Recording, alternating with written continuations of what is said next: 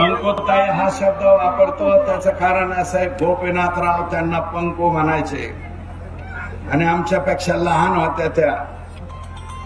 होत्या म्हणून पंकुताई म्हणणं म्हणजे वेगळं नाही. त्यांना मुंडे साहेब पंकू म्हणायचे, मी सुद्धा पंकुताई म्हणतोय बरं का.